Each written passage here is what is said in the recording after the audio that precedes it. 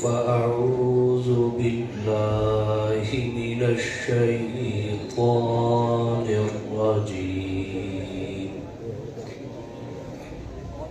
بسم الله الرحمن الرحيم.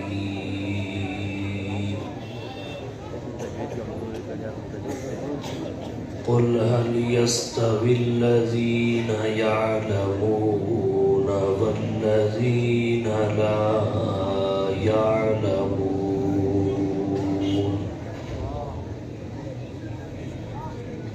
وقال النبي صلى الله عليه وسلم: العلماء ورثة الأنبياء.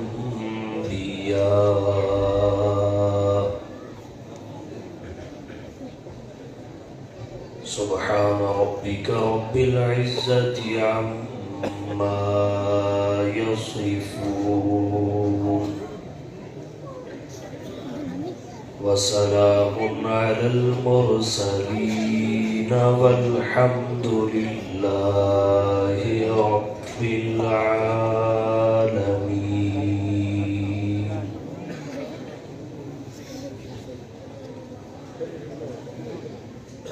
ارباب علم و دانش،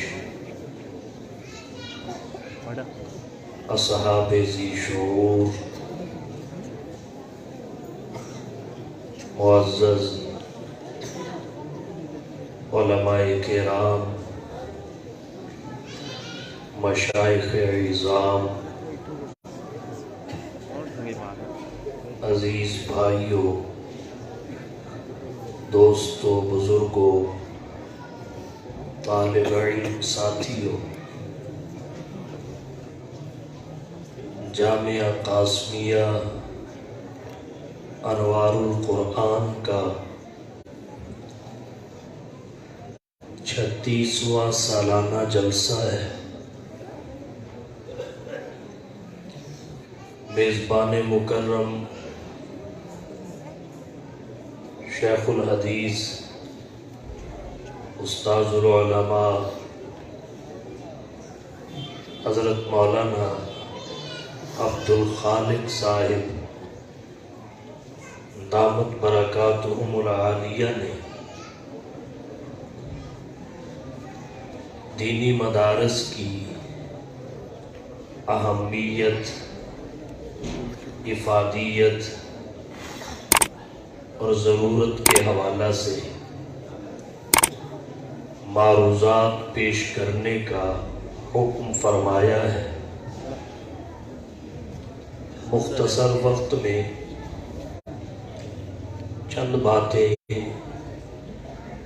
آپ کی توجہ کی نظر کر کے اجازت چاہوں گا۔ عزیز بھائیوں، دینی مدارس بلا شبہ اسلام کے قلعے ہیں، اور جس قوم کے قلعے محفوظ ہوں اس پر دشمن کبھی بھی غالب نہیں آ سکتا۔ کفار اور اغیار کے غلبہ کی راہ میں، ان کے تسلط کی راہ میں سب سے بڑی رکاوٹ علماء اور دینی مدارس ہے۔ دنیا کفر سر جوڑ کر بیٹھی ہے، غور و فکر کر رہی ہے کہ مسلم ممالک میں، دنیا بھر میں مسلمانوں پر ہم نے خوب سرمایہ خرچ کیا، اس کے باوجود یہ ہمارا قبضہ اور تسلط قبول کرنے کے لیے تیار نہیں ہے۔ آخر اس کی وجہ کیا ہے؟ ایک عرصہ تک بر صغیر پر انگریز قابض رہا۔ وسط ایشیا کی 6 مسلم ریاستوں نے طویل عرصہ تک روس کا جبر برداشت کیا، بالآخر غلامی کی زنجیر توڑ آزادی کا نعرہ لگایا۔ دنیا بھر مختلف مقامات پر ایسے مناظر دیکھنے کو ملے۔ اہل کفر پریشان ہوئے، اس کا سبب کیا ہے؟ سر جوڑ کر بیٹھے، بحث و تبحیث ہوئی، مقالے پڑھے گئے۔ بالآخر تشخیص یہ ہوئی اس کا سبب اللہ کا قرآن ہے، اس کا سبب اللہ کا قرآن ہے، جو اہل قرآن اور اہل اسلام کو فقط اللہ کی غلامی کا درس دیتا ہے، غیر کی غلامی کا تصور قبول نہیں کرنے دیتا۔ قرآن کی تعلیمات یہ ہے، اعدوا لهم ما استطعتم من قوة۔ قرآن کی تعلیمات یہ ہے، فقاتلوا ائمة الكفر۔ تعلیمات یہ ہے، قاتلوہم حتی لا تکون فتنہ۔ اس وقت تک لڑو جب تک فتنہ ختم نہ ہو جائے، شوکت اسلام ظاہر ہو، شوکت کفر دم توڑ جائے۔ جاہد الکفار والمنافقین واغلظ علیہم۔ تو تلاش قرآن کریم کا سبب کیا، پھر سر جوڑا۔ آخر ہم اس کا خاتمہ کیسے کر سکتے ہیں؟ سوچ کیسے بدل سکتے ہیں؟ فکر کیسے تبدیل کر سکتے ہیں؟ تو ان کے سرکردہ لوگوں نے کہا قرآن کریم پر پابندی لگا دو۔ قرآن کریم پر پابندی کیسے لگائی جائے؟ جہاں قرآن کریم کے نسخے موجود ہیں اکٹھے کر لیے جائیں۔ چنانچہ اہل کفر نے، انگریز نے قرآن کریم کے 14 لاکھ نسخے اکٹھے کر کے نظر آتش کر دیے، لیکن پھر کامیاب نہ ہو سکے۔ ان چھوٹے چھوٹے بچوں نے قرآن کریم اپنے سینہ میں محفوظ کر کے آج حافظ قرآن کی ڈگری حاصل کی۔ یہ شروع سے چلتے آ رہے ہیں۔ اس امت کے حفاظ نے 14 لاکھ نسخے نظر آتش ہو جانے کے باوجود ان کے اس منصوبے پہ پانی پھیر دیا۔ اپنی یاداشت کے بل بوتے پر ہر طرف سے قرآن کریم کی صدا بلند کرنے لگے۔ پھر انگریز سوچنے پہ مجبور ہوا، اب کیا کیا جائے؟ کہنے لگے اب تبدیل کر دو، قرآن بدل دو۔ کسی نے کہا یہ کام مشرکین مکہ نہ کر سکے، انہوں نے بھی کہا تھا ایتی بقرآن غیر ھذا او بدلو، یا تو اس کی جگہ کتاب ہی کوئی اور لے آؤ یا کتاب یہی رہے، اس کے خاص مقامات سے الفاظ تبدیل کر دو۔ یہ وہ نہ کر سکے، ہم کیسے کر پائیں گے؟ پھر اس بات پر اتفاق ہوا کہ لفظی تبدیلی نہ صحیح، معنوی تحریف کرو، معنوی تحریف کرو، معانی بدل دو، مفاہیم کو اور جامع پہنا دو۔ اس پر اتفاق کیا گیا، لیکن انہیں پتہ نہیں تھا یہ مدارس، یہ مکاتب قرآن کریم کی جب حقیقت بتاتے ہیں، کتاب کے مصداق کا تعین کرتے ہیں، اس وقت یہ پڑھتے پڑھاتے ہیں ہوا اسم للنظم والمعنی جميعا۔ قرآن فقط الفاظ کا نام نہیں ہے، نہ ہی فقط معانی کا نام ہے، ہوا اسم للنظم والمعنی جميعا۔ الفاظ اور معانی کے مجموعہ کا نام ہے۔ اللہ نے کتاب قرآن کی حفاظت کا ذمہ لیا ہے تو فقط الفاظ کی حفاظت کا ذمہ ہی نہیں لیا، معانی کی حفاظت کا ذمہ بھی لیا ہے، کیونکہ الفاظ بھی اللہ کی طرف سے آئے ہیں، ان کے ضمن میں معانی بھی اللہ کی طرف سے آئے ہیں۔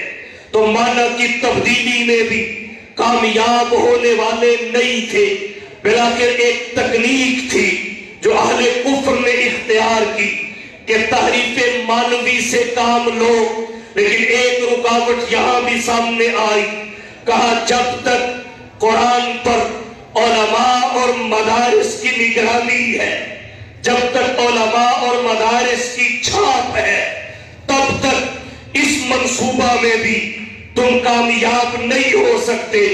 بالآخر یہاں پہ آ کے سب نے اتفاق کیا، تو پھر علماء اور مدارس کا رخ کرو، علماء پہ کنٹرول حاصل کرو، مدارس پہ کنٹرول حاصل کرو۔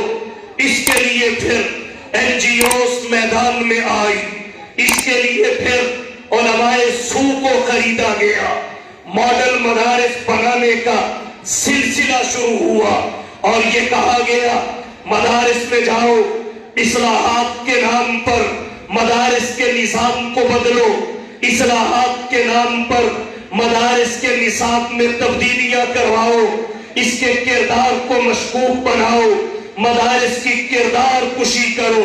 پھر دنیا نے یہ وقت بھی دیکھا اور ہم نے یہ حالات بھی دیکھے کہ بڑے بڑے ٹائی کوٹ والے مدارس میں آتے، مدارس کا وزٹ کرتے، نکتہ چینیاں کرتے، مدارس کے کردار کو مشکوک بنانے کی کوشش کرتے اور وہ اعتراضات کرتے جن کا حقیقت سے کوئی تعلق نہیں ہے۔ علماء نے مورچے سنبھالے، مدارس نے اپنے فرائض منصبی کو پورا کیا۔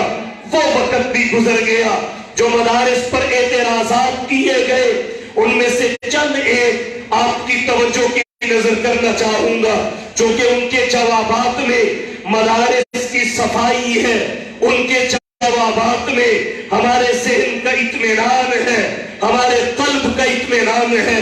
آنے والی ٹیموں نے ایک اعتراض مدارس پر یہ کیا کہ دیکھیے ان مدارس کی خدمات محدود ہیں، ان مدارس کا کردار محدود ہے، ان مدارس نے فقط علماء پیدا کیے ہیں، ان مدارس نے فقط حفاظ پیدا کیے ہیں، ان مدارس نے فقط قراء پیدا کیے ہیں۔